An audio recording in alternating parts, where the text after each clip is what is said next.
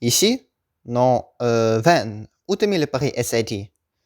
Je l'ai mis dans le recycleur. T'en as besoin? Sincèrement, je le cherche juste pour du fond. En tout cas, j'ai pas à me préparer pour le lounge. Tu sais, apprendre tous ces petits détails techniques de petits livrets de 280 pages. C'est un plus de cette maudite câble déchirée. N'est-ce pas un organe de temps? Laisse-moi voir cela. Oh, je pense qu'on avait une vieille appareil de sonnage quelque part. C'est au dinosaure? Ne t'inquiète pas, Billy. J'ai fait ça 1000 fois. Les deux collègues se mirent à souder le câble qui, une fois réparé, va alimenter les nouvelles machines développées par la société de recherche sur la dualité onde-corpuscule. Le vieil homme donnait à une chose appelée université. C'était au début de grande décentralisation, l'événement au cours duquel tous les États anciens étaient séparés en petites sociétés avec un grand degré d'autonomie. Quoique la technologie était presque entièrement le mérite de SRDOK, la recherche de matériel employait de nombreuses autres sociétés.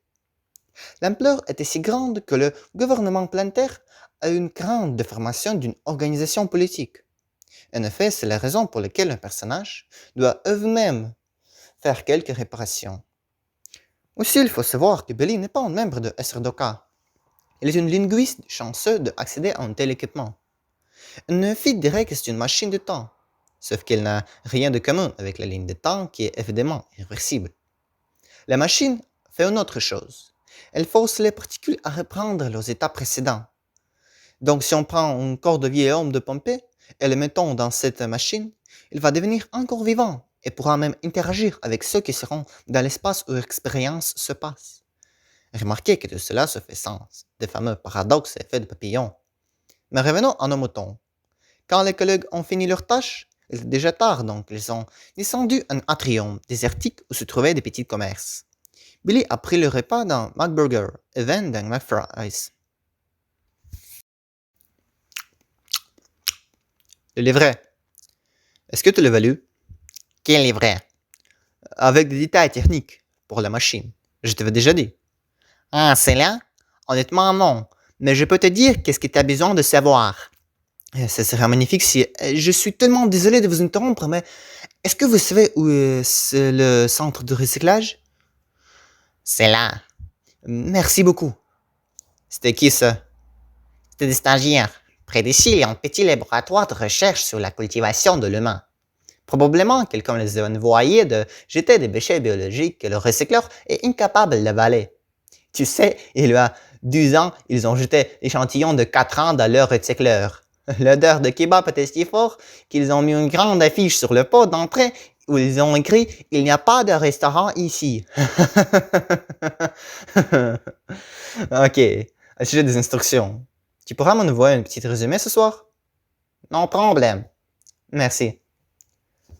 Le jour prochain, Billy devra participer à une expérience dans le but de tester si la quantité de matière amassée sera suffisante à modeler un être humain.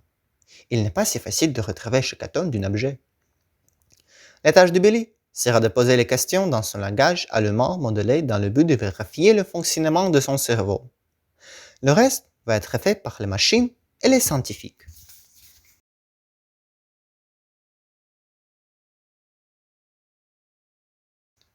T'es prêt? Poyahali. Bonjour. Ah, Jutta, vous m'avez fait peur. Je m'excuse, c'est sûrement à cause de mon veston noir. On dirait un camouflage. Vous venez d'un pays étranger? Pourquoi vous le pensez? Votre accent, on dirait un français ou un caucasien. Oui, je viens de France. Ah oui, moi je voulais toujours visiter la France, un beau pays. Oui, je le vous recommande fortement. Alors, qu'est-ce que vous avez besoin? Je, je cherche un logement à louer pour quelques mois. J'ai des affaires ici. Je me demandais si vous pouvez me recommander quelque chose. Des affaires, ici? En tout cas, vous êtes chanceux de me rencontrer.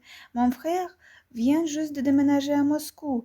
J'en doute qu'il va réussir à vendre rapidement son appartement, donc je pourrais vous en donner son numéro. Vous savez, dans un immeuble près de chez moi, il y a une famille qui veut envenimer la vie de toute habitation. Qu'est-ce que vous voulez dire? Vous imaginez, ils ont 8 enfants et la moitié des eux sont retardés. Ce n'est pas tout. La père est alcoolique et la clinique psychiatrique envie la mère. Je vous laisse deviner comment ils se chicanent. Vous avez quelque chose contre les enfants invalides? Pas contre les enfants, mais contre ses parents, oui. Mais imaginez s'il n'y aura pas des enfants comme ça. Comment ça?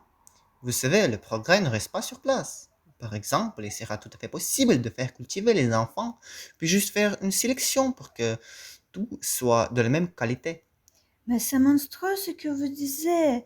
Un tel avenir, c'est juste morte-nez. Peut-être, mais c'est réaliste. Quoi? L'existence de société est définie par les membres de cette société. Mais les nouveau-nés ne le sont pas. Comment donc ils peuvent influencer cette société? Et l'amour pour vous ne compte pas? Et pourquoi vous me parlez de ça? Dégagez et redonnez-moi le papier. Un fou, un vrai fou. Tu fais cela bien. Continue de les provoquer. Ça donne une belle image sur le diagramme cérébral. Juste fais attention. Ce sont des gens bien matérieux. Les deux prochains personnages vont être un peu plus brutaux. Merci, ne t'inquiète pas. Je vais être prudent. Un homme monté sur le cheval apparut.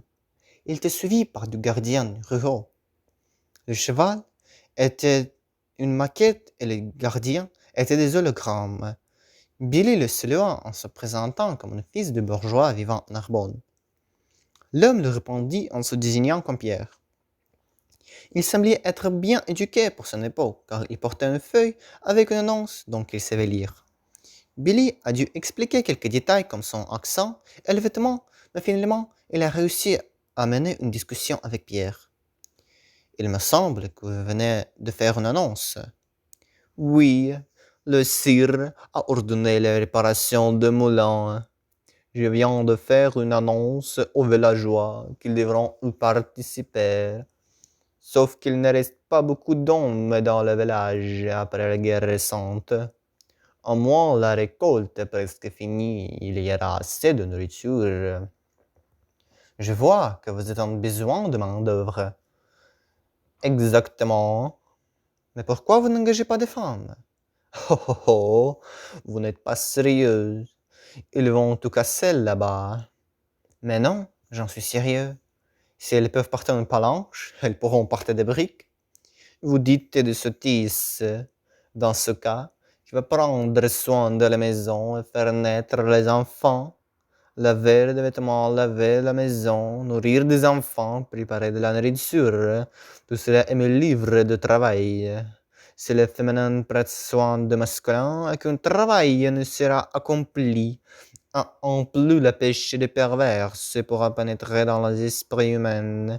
Les femmes qui construisent un moulin, haha, les gars, vous avez entendu ça? Voyons donc, quand le brick est mis, il est mis, et peu importe qu'elle avait porté avant. En tout cas, si vous me permettez à votre femme d'aller faire des moulins, disez-moi où ça.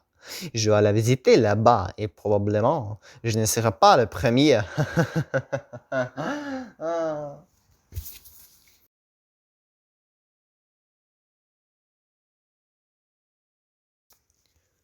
Avant de modeler la troisième personnalité, Van a dû faire quelques manipulations. Le dernier échantillon de matière était le plus ancien et le moins complète. Une grecque sera modelée avec jusqu'à 85% de sa matière originelle. En effet, le risque que des problèmes se produisent avec lui est le plus élevé. Qu'es-tu le jeune? Tes robes, ton apparence, c'est l'obscurité pour ma conscience. Mon nom c'est Billy, je ne viens pas d'ici, je voyage. Quel être bizarre dans la routine de Zénodote intervient, son robe, son voix, son ordre de verbe, comme les marchands cupides des sites lointains, qui suivent un rôle agitateur fervent de prière, agite le cœur des libres citoyens. Mais d'où viens-tu et où tu vas? Es-tu un pèlerin pieux ou une guerrière avide de gloire? Dis-moi aussi si t'es modeste ou imbécile. Je suis curieux, réponds et rends ma vie facile. Je viens de Massalia, une ville lointaine. Au sujet de votre dernière question, je suis un réfugié. Les Gaulois ont pillé ma ville et j'ai décidé de me rapatrier. Oh, quel malheur! Ces barbares sont privés de bonté, tout comme ces idoles violents et sanglants sont privés. Ils amassent une tribu de mortels, pas un bétail, mais un homme et un enfant. Les créatures de ce dieu ne sont mis hors point. La seule chose qui me console, c'est que t'es mon compatriote. Voir une barbare dans le temple sacré, non, même le penser, c'est blasphémer. Oui, je comprends, comme personne d'autre est votre colère. Oh, ça je viens, Zénadote. Excellent! Si chacun d'entre prendra l'exemple de Billy, sera poli envers ceux qui ont vécu plus longtemps que lui, ceux qui ont de la conscience, mais pas de la puissance. Alors raconte un Zénadote un peu plus, comprends, il ne sort pas de temple pour de longues.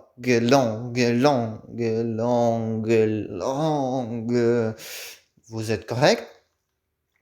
Quoi? Longue-moi, dis-moi si dans la ville le malheureux de Monsalia, les citoyens vénéraient le dieu d'Olympe. S'ils retuaient le sacrifice, on le terminait bien. C'est l'oracle qui voit tout prédisait du bien. Comment dire? Dans notre ville, on permettait à chacun de croire à ce qu'il veut. On avait évidemment un temple grec, mais on avait aussi un temple zoroastrien, hors de ville, se trouvaient quelques places sacrées pour les druides. Quand on racle, les citoyens électeurs prenaient des décisions sans les consulter. On a séparé l'État et les prêtres. Oh Dieu, ces fous vous ont tourné le dos. Ô Zeus, ils ont trahi ta royauté. Ô Poséidon, ils ont trahi tes os. Ô Athéna, ils ont trahi ta lance, ton bouclier. C'est ça, la folie féroce des Massaliens les a privés de la bénédiction de la patronne des Athéniennes. Sans sa protection, les Gaulois, cette ville impie en pied. Même les Grecs commencent à oublier leur dieu. Il semble que c'est une signe que l'ère de fer achève. Maintenant arrive l'ère de pierre. À l'âge de fer, les dieux ont quitté la terre. À l'âge de pierre, ils quitteront l'esprit humain. La pêche et les perverses régneront sur notre mer Hera. Et il ne supportera pas cela. Jésus regrettera son pitié pour Déocoléon et Pyrrha. Ce sera Apocalypse, mais si le peuple des Massaliens sera éradiqué, peut-être que le désastre sera détourné. Ici, je ne suis pas d'accord avec vous. Une telle séparation permet de gouverner plus objectivement. En plus, oh non, qu'est-ce que vous faites?